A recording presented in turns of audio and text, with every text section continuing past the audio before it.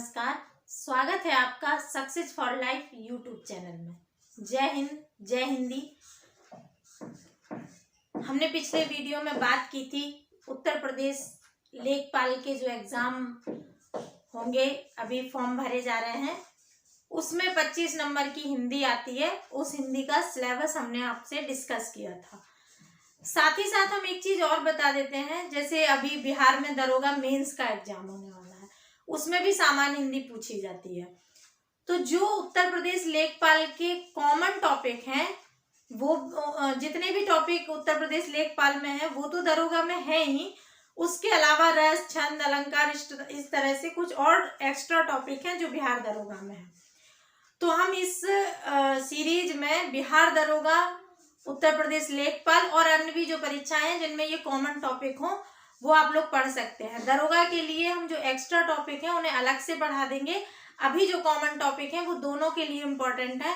तो आप जो लोग बिहार दरोगा मेंस देने वाले हैं, या जो लोग उत्तर प्रदेश लेखपाल की तैयारी कर रहे हैं, या अन्य किसी एग्जाम की तैयारी कर रहे हैं जिसमें सामान्य हिंदी पूछी जाती है, उसके लिए आपको ये वीडियो लाभकारी होंगे। आप इन्हें अवश्य देखें।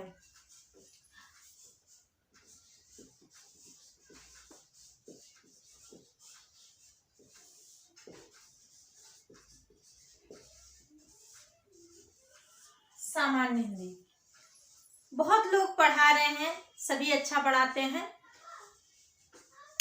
किसका किसको समझ में आता है ये महत्वपूर्ण होता है। पढ़ाते सभी टीचर अच्छा है, अपना बेस्ट एफर्ट देते हैं, इसलिए आपको जहां भी समझ में आए वहां से आप पढ़िए। मैं भी प्रयास कर रही हूँ, वही पढ़ाऊंगी जो आपका बुक में, जो आपके कहीं से आपने पढ़ा है वही मैं भी पढ़ाऊंगी। बस कोशिश करूंगी कि आपको थोड़ी सी सरल भाषा में सरलतम रूप प्रदान कर सकूं। सॉरी। आज हम आपको पहला टॉपिक समास लेके चल रहे हैं। आज हम आपको समास पढ़ाएंगे, समास समझाएंगे। इसके बाद एक एक करके टॉपिक पढ़ाएंगे। हम बहुत लेंथी वीडियो नहीं बनाएंगे, छोटे छोटे वीडियो रहेंगे, आप एंजॉय करते हुए देख लीजिएगा।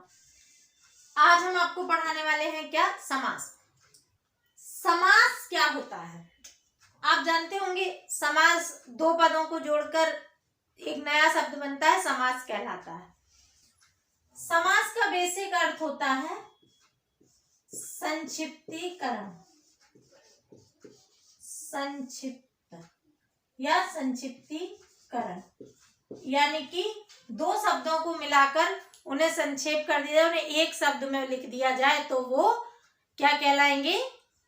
समास कहलाएंगे। अब दो शब्द या दो से अधिक शब्द भी हो सकते हैं।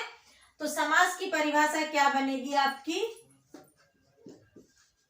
दो या दो से अधिक पद मिलकर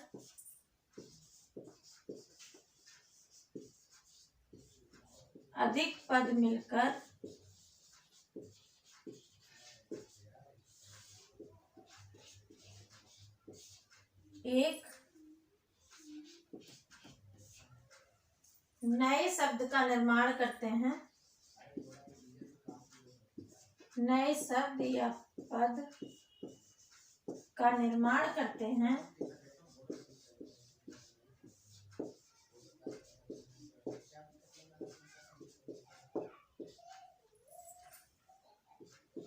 समास कहलाते हैं।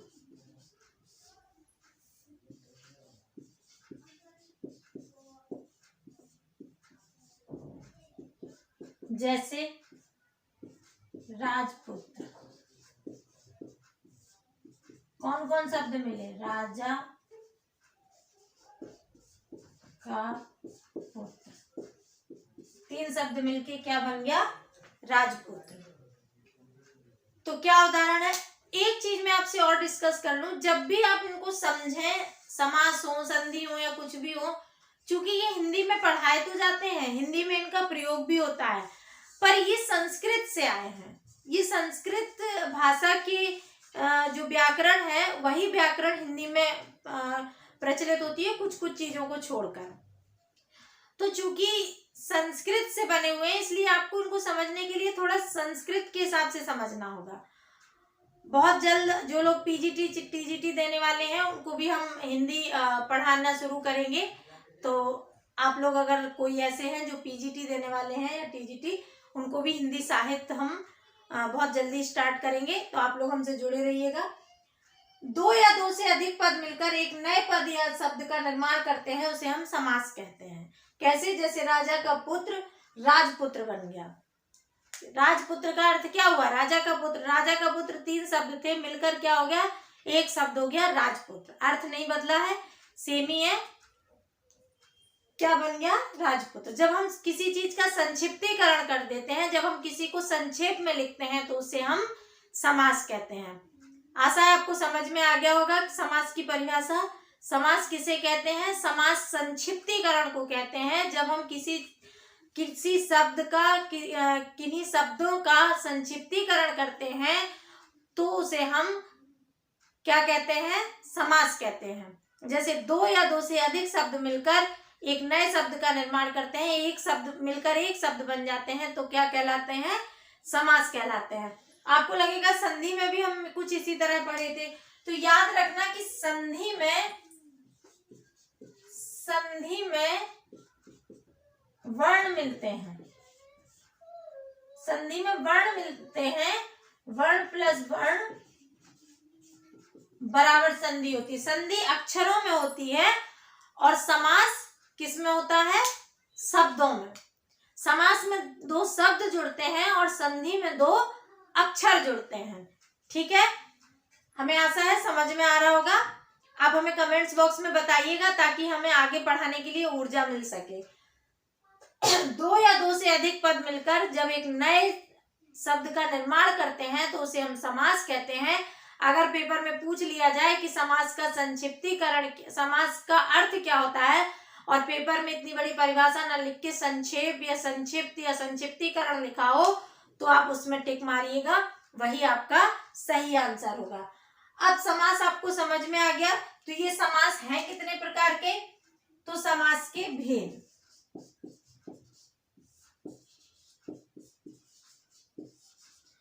वैसे तो समास 4 ही प्रकार के हैं, चूंकि द्विग समास और कर्मधारय समास तत्पुरुष समास के ही भाग हैं, लेकिन हम हमेशा से 6 भागों में पढ़ते हैं और 6 भागों में ही आपको सरल रहेगा, तो हम समास के 6 भेद बनाते हैं। समास के कितने भेद हैं टोटल? 6। द्वंद्व, द्विग, इनका कोई क्रम नहीं होता है, कैसे भी लिख सकते हैं। ठीक है, द्वंद्व, द्विग, तत्पुरुष, क्रम नहीं पूछेगा आपसे, कर्मधारय,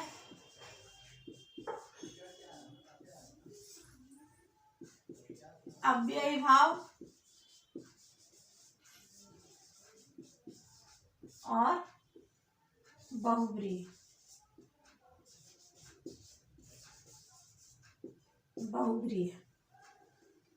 ये आपके 6 भेद हैं। द्वंद्व, द्विग, तत्पुरुष, कर्मधारय, अव्ययी भाव और बहुब्रीहि। आप स्क्रीनशॉट लेना चाहें तो ले सकते हैं। इन 6 भेदों को याद करने के लिए हम आपको एक 4 लाइन का मुक्तक लिखाएंगे, जिसे आप याद करके इसको आसान बना लेंगे। लेकिन चूंकि उसको अगर हम अभी लिखा देंगे, तो चूंकि आपको इनकी परिभाषाएं नहीं पता है, तो आप इसे भूल सकते हैं। तो 6 भेद हम पढ़ने के बाद आपको वो मुक्तक लिखा देंगे ताकि आपको याद हो जाए। आइए अब हम इनके भेद देखते हैं।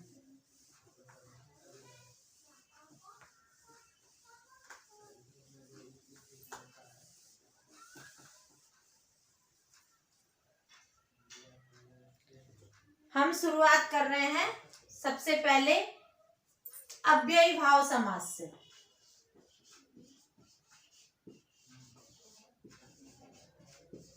अव्ययी भाव समास। समास का अर्थ आपको पता है। अव्ययी भाव समझने के लिए अव्यय का अर्थ पता हो। तो अव्यय वो शब्द होते हैं जो बदले नहीं जा सकते। मतलब कैसे नहीं बदले जा सकते? मैंने आपको शुरू में ही कहा था कि ये परिभाषा है संस्कृत के हिसाब से। जैसे संस्कृत में रूप परिवर्तित होते हैं, जैसे अगर कोई भी रूप है, जैसे राम है तो रामा, रामो, रामे, ऐसे करके रूप चलते हैं। नदी के हैं, गंगा के हैं, सरस्वती के, सबके रूप चलते हैं। तो वो जो चेंजिंग होती है वो अव्यय नहीं होता।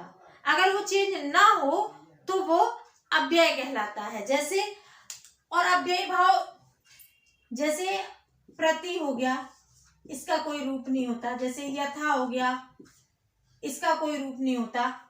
इस तरह अगर कुछ भी ऐसा शब्द जोड़ दिया जाए जिसका रूप परिवर्तित ना होता हो, वो अव्ययी भाव समास कहलाएगा। अतः जब इसकी आप परिभाषा लिखेंगे तो लिखेंगे पहला पद अव्यय हो। किसे आप कहेंगे अव्ययी भाव समास? पहला पद अव्यय हो और समास होने के बाद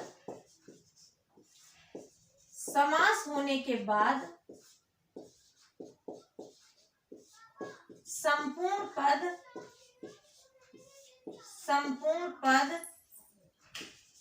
अव्यय हो जाए।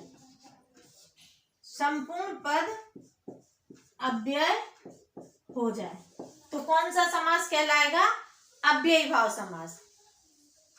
ऐसा शब्द जिसका प्रथम पद अव्यय हो और वो अव्यय दूसरे शब्द से जुड़ने के बाद जब समास बने तो दूसरा शब्द भी, संपूर्ण पद जो बनेगा वो भी अव्यय हो जाए, यानी कि उसका भी कोई रूप परिवर्तन ना हो सके। अव्यय हो जाने का मतलब उस शब्द का कोई रूप परिवर्तन ना हो सके।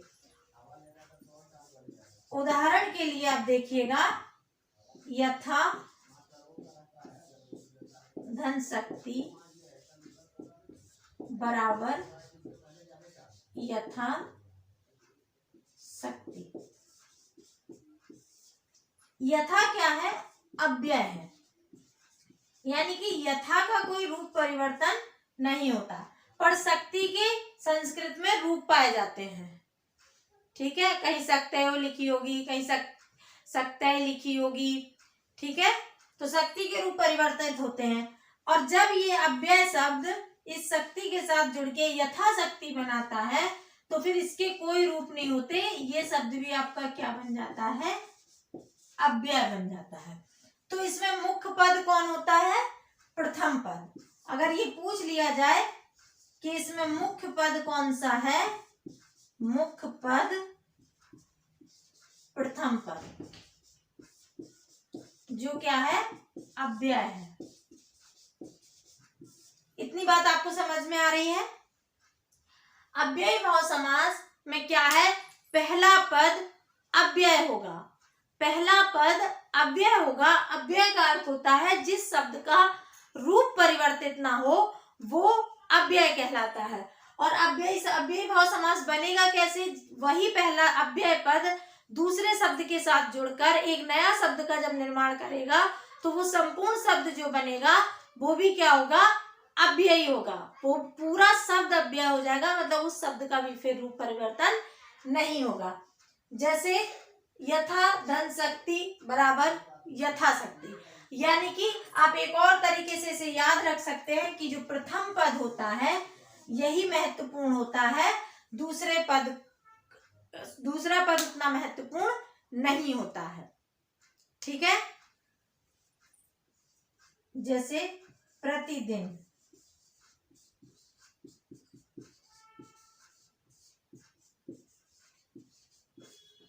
ये उपसर्ग भी कहा जा सकता है।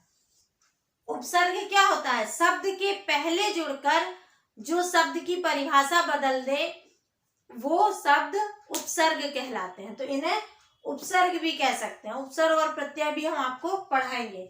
अभी के लिए यही। तो ये आपका अव्ययी भाव समास हो गया। ढेर सारे उदाहरण आपकी बुक में है, आप उन्हें देखिएगा। अगर आपको समझ में ना आए तो आप हमें कमेंट्स बॉक्स में बताइएगा।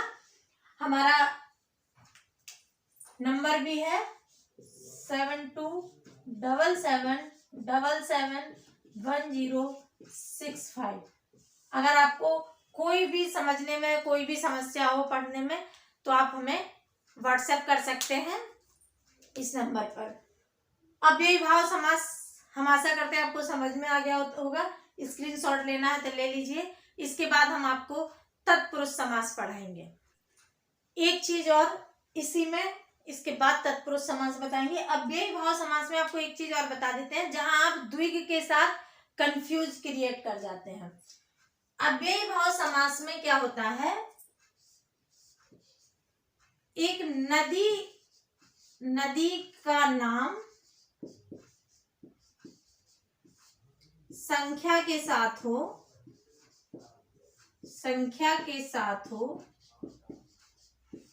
इसे स्टार बना के लिख लेना। नदी का नाम संख्या के साथ हो तो वहां भी अव्ययी भाव होता है।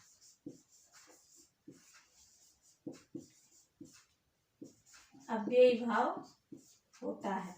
ऐसे तो संख्या कहाँ आती है, संख्या आती है द्विग में गणना पद आता है।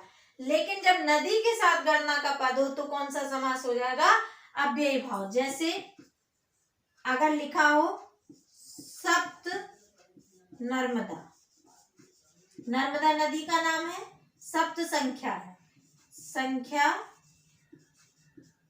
प्लस नदी का नाम, क्या बन जाएगा, कौन सा समास होगा, अव्ययी भाव। इसी तरह अगर उदाहरण के लिए पंचगंगा, कौन सा समास होगा, पांच गंगा, यानी कि संख्या है 5 और गंगा नदी का नाम है, क्या बन जाएगा, कौन सा समास बनेगा, अव्ययी भाव। इसमें आप गलती मत करिएगा, क्योंकि द्विग समास में गणना आता है।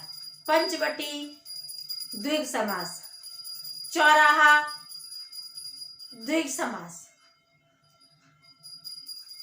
पंचमुख द्विग समास, ये सब क्या है, सप्तधाराएं क्या होगा, द्विग समास। जहां गणना पद आता है, जहां संख्यावाचक शब्द आते हैं, वो कौन से समास में जाते हैं, द्विग समास में। लेकिन ये अपवाद है, जब भी कभी नदी का नाम आएगा और उसके साथ अगर संख्या जुड़ी हुई है तो वो किस में चली जाएगी, अव्ययी भाव समास में चली जाएगी। इस बात को आप ध्यान रखना, एग्जाम में इसी तरह के प्रश्न आते हैं जो आपसे अक्सर गलत हो जाते हैं।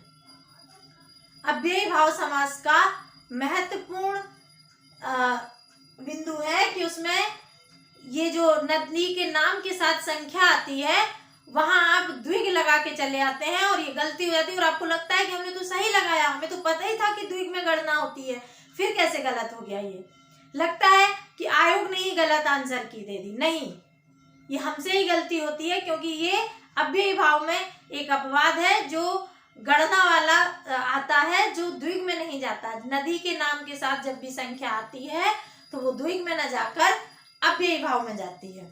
आगे हम बात करेंगे तत्पुरुष समास की। आशा है आपको ये समझ में आ गया होगा, आप स्क्रीनशॉट ले सकते हैं।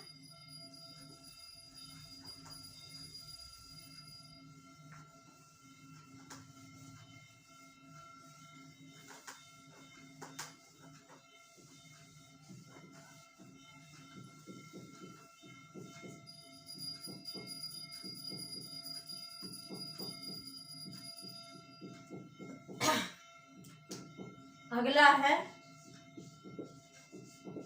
तत्पुरुष समास। तत्पुरुष समास, तत्पुरुष समास की जो कर्मधारय है, जो द्विग है, वो भी तत्पुरुष समास का ही भाग है, लेकिन हम उसे अलग अलग पढ़ेंगे। तो अभी हम सिर्फ क्या पढ़ेंगे, तत्पुरुष समास। और तत्पुरुष समास की जो परिभाषा है, इसमें कारक चिन्ह का लोप हो जाता है, कारक चिन्ह का लोप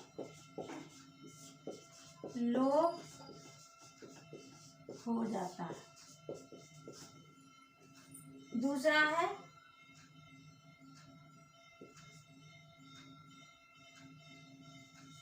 अंतिम पद अव्ययी भाव में कौन सा पद महत्वपूर्ण था? प्रथम पद। यहाँ अंतिम पद महत्वपूर्ण होता है।